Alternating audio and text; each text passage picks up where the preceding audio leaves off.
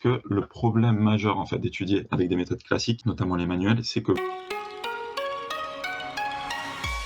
effectivement, très tôt, vous allez vouloir mettre en place l'habitude de faire de l'immersion. Donc l'immersion, vulgairement, c'est quoi? C'est regarder du contenu japonais normalement pour les natifs, mais surtout fait par les natifs. En fait, pourquoi on dit pour les natifs? C'est parce que le contenu que vous allez avoir, par exemple, dans les manuels, ça va être très souvent je caricature un peu en disant que c'est du faux japonais. En fait, c'est du japonais archi scolaire, archi pas naturel en fait. C'est comme si vous lisez un manuel de français, vous dites ouais bah c'est une phrase que je dirais jamais dans la vraie vie. Et en soi c'est pas mauvais dans le sens où ça reste du japonais, mais c'est très éloigné de la réalité. Et si vous complémentez pas ça avec du vrai japonais, ce que j'appelle du vrai japonais, donc on va dire du japonais naturel, bah vous comprendrez jamais le japonais que les gens parlent dans la vie de tous les jours, ce qui est l'objectif de la plupart des gens. La plupart des gens, on apprend le japonais non pas pour pouvoir lire Genki, mais bien pour pouvoir parler avec des gens, ou lire, ou consommer des animés, etc. Et le fait de commencer à prendre l'habitude de faire de l'immersion dès le début, même si vous n'avez pas encore un très bon niveau, ça va vous permettre justement pour la suite de mettre en place justement cette habitude et ça va vous débloquer énormément de choses. Déjà, ça va vous débloquer votre oreille parce que le problème majeur en fait d'étudier avec des méthodes classiques, notamment les manuels, c'est que vous manquez beaucoup d'exposition à la langue et que le japonais, même si on dit souvent qu'il n'est pas très difficile pour un français au niveau des sons, on va dire c'est une demi-vérité. C'est pas très difficile dans le sens où il y a beaucoup de voyelles qui sont proches, mais c'est pas les mêmes. Par exemple, il y a le fameux U, qu'on vous dit oui c'est U ou c'est OU, mais c'est pas vraiment, c'est entre les deux. Il y a aussi tout ce qui va être la notion de mora. Non, en français, on parle pas vraiment avec des moras. Le japonais, si vous écoutez, c'est que des temps définis de ce qu'on appelle une mora, du coup. On pourrait dire en quelque sorte par syllabe, si on se réfère au français. Donc, va y avoir la temporalité, va y avoir toutes les pauses, donc la différence entre choto, choto, choto, les trucs comme ça, les sons longs, etc. Donc, tout ça, même si c'est des sons que techniquement on peut entendre en français, on n'est pas habitué à les entendre. Et au début, enfin, moi personnellement, je les entendais pas. Je sais que la plupart des gens les entendaient pas non plus. Le fait de vous immerger dès le début, même si vous connaissez pas encore beaucoup de japonais, ça va vous faire écouter du japonais et ça va commencer à habituer votre oreille un petit peu. Ça va aussi aiguiser votre curiosité pour la langue encore plus et ça va mettre en place ces habitudes qu'il vous faut. Donc en gros, ça va vous permettre de préparer le terrain pour dès que vous aurez plus de compétences, on va dire, de base, donc du vocabulaire de base et de la grammaire de base, où vous pourrez faire l'immersion plus sérieusement.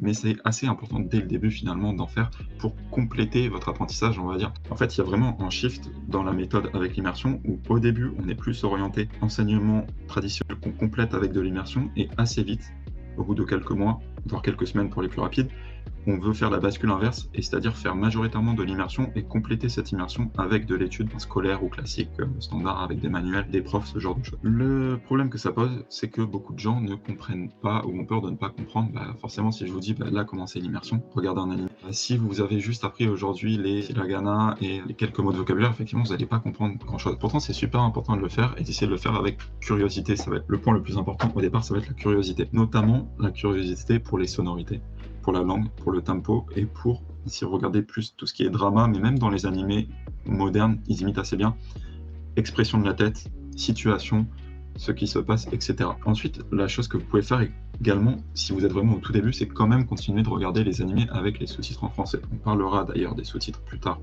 dans cette FAQ. Au début, vous pouvez regarder avec les sous-titres en français, dans le sens où ça va quand même vous mettre en place l'habitude. Alors, il faut quand même s'il y a les sous-titres en français, par contre, que vous faites l'effort conscient d'écouter. Vous entendrez pas forcément les mots, etc. et vous serez très perturbé par les sous-titres français, c'est normal. Mais au moins, essayez d'écouter les sonorités. Je vous conseille à ce moment-là de regarder des animés qu'on va appeler plus de slice of life, ou si vous préférez les dramas. Les dramas, en fait, le problème, c'est que le son est de moins bonne qualité que les animés. Alors, si vous aimez les deux, commencez avec les animés. Si vous détestez les animés, vous pouvez regarder des dramas. Au final, ça reste de médias assez proches. Mais ma ressource pour recommander reste les animés de type slice of life, donc les animés, on va dire, de la vie de tous les jours, qui sont des animés plutôt simples. Des exemples que je pourrais vous citer, il y a Canon, il y a Clannad, Takagi-san, il y a Shirokuma Café, il y a plein en soi, techniquement GTO c'en est un aussi. Tous ces choses qui n'ont pas forcément d'éléments trop supernaturels, vraiment extravagants. Le chose que vous voulez éviter, c'est le trop extravagant au début. Et commencez par regarder ça pour vous construire une petite bibliothèque d'animés que vous avez regardé déjà avec les sous-titres français, et comme ça, quand vous allez faire la bascule sur les autres sous-titres, vous aurez beaucoup de contenu sur lequel vous appuyer. Et ça va aussi nous permettre, ça, si vous voulez regarder avec les sous-titres français, de prioriser la compréhension, puisque au début, en regardant vos animés avec les sous-titres français, vous allez les comprendre, et par la suite, quand vous allez les enlever, vous allez comprendre beaucoup plus de ce qui se passe tout en entendant la langue, et c'est là où l'acquisition va du japonais, enfin de n'importe quelle langue, mais du japonais va se faire, c'est quand vous allez comprendre ce que vous entendez. Petite précision pour ceux qui n'ont pas vu tout le live, le but reste de se débarrasser des sous-titres français le plus rapidement possible pour passer vers des sous-titres japonais. En fait, si je recommande aux vrais débutants de regarder des animés avec les sous-titres français, c'est pour se construire deux choses. 1. L'habitude de regarder des animés ou de côtoyer du japonais naturel régulièrement, si possible quotidiennement. 2. Une base de données d'animés déjà vus pour pouvoir les consommer une deuxième fois sans les sous-titres français très tôt dans votre apprentissage. C'est la technique de la double écoute, très puissante pour les débutants. Vous regardez une fois avec les sous-titres français et une fois avec les sous-titres japonais, mais ne vous servez pas de cette technique comme une excuse pour regarder la blinde d'animés avec les sous-titres français. C'est une technique pour les débutants, pour mettre le pied à l'étrier, dont on veut se débarrasser rapidement. Vous avez déjà probablement consommé des animés avant de décider d'apprendre le japonais. Ces animés, ils font partie de cette base de données que vous pouvez utiliser dès le début de votre apprentissage, directement en japonais. Voilà, sous-titres français, c'est un outil utile au tout début, genre en phase d'initiation, qui vous permet de commencer l'immersion dès le jour 1, mais dont il faut rapidement se débarrasser au profit des sous-titres japonais pour progresser. L'immersion, c'est pas magique en soi, c'est basé sur les théories du professeur Krashen, qui est input compréhensible, où en fait, c'est que vous acquérez le vocabulaire quand vous comprenez ce qui se passe. Et justement, le fait de faire tout ce travail de préparation au préalable avec les sous-titres français permet de construire des bases de compréhension pour plus tard quand on basculera, je vais revenir sur les sous-titres. Et ça sera le but au début de votre immersion, ça sera de prioriser la compréhension. Et c'est pour ça que je vous parlais de prendre des slice of life. Il y en a, ce qu'il aime bien faire, c'est regarder des dessins animés pour enfants. Par exemple, Chi, le petit chat, je ne sais pas si vous connaissez. Moi, personnellement, je l'avais fait. Ça va parce que j'aimais bien, on va dire, ça va bien quand vous faites 15 minutes par jour. 1 heure par jour, c'est chaud. Et il y a une autre règle, du coup, avec l'immersion, qui prend le dessus sur la compréhension, c'est le fait d'avoir du fun avec la langue. En fait, c'est une autre théorie qui fait partie des théories du Dr. Krashen, qui est l'affective filter, donc le filtre émotionnel, qui fait que vous avez déjà sûrement remarqué en salle de classe, essayez de vous rappeler quand vous êtes en salle de classe et que le cours ne vous passionnait pas du tout. En fait, on décroche, on prête plus attention, et au moment où on prête plus attention, on comprend plus rien. C'est pour ça qu'il va toujours falloir favoriser le fun avant le reste, sachant que c'est à nuancer dans le sens où vous avez une tolérance. Généralement, si c'est votre première heure d'étude de la journée, vous pouvez vous permettre un petit peu de faire preuve de discipline et de regarder un truc qui vous plaît à moitié et quand même être dedans. Par contre, si vous avez déjà fait 2 ou 3 heures de japonais dans la journée, regarder un truc qui vous intéresse pas, c'est mort. Du coup, c'est la petite nuance à apporter ici. Je vais revenir sur les commentaires.